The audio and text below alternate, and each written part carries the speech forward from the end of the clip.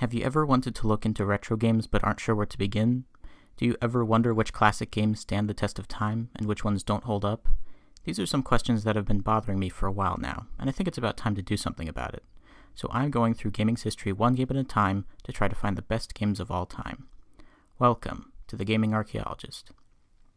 Just a heads up, I accidentally deleted a bunch of my game footage, hence why the footage in this review only consists of stuff from very early in the game. Sorry about that.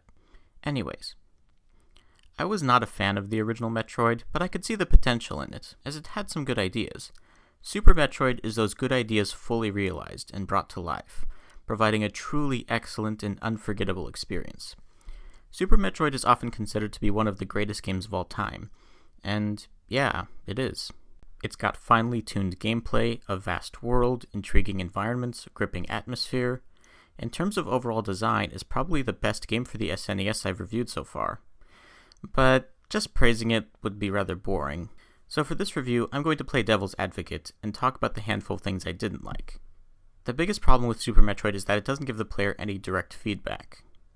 Now, for the most part, it's really solidly designed, so it doesn't need to. It gives the players the tools they need to overcome each new obstacle, and it doesn't get needlessly confusing or frustrating like the first game often would.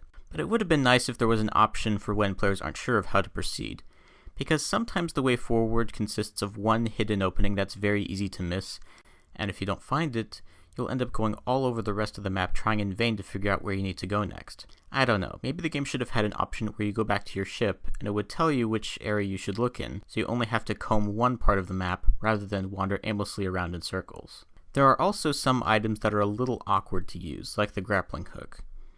And the wall jumping is really counterintuitive. In Mega Man X, wall jumping was really easy and natural, but Super Metroid decided to make it really tricky to pull off for some reason. The music, while good, isn't the sort of thing that's really great on its own. It suits the environments and atmosphere of the game very well, but it's not the kind of soundtrack I would listen to outside of the game.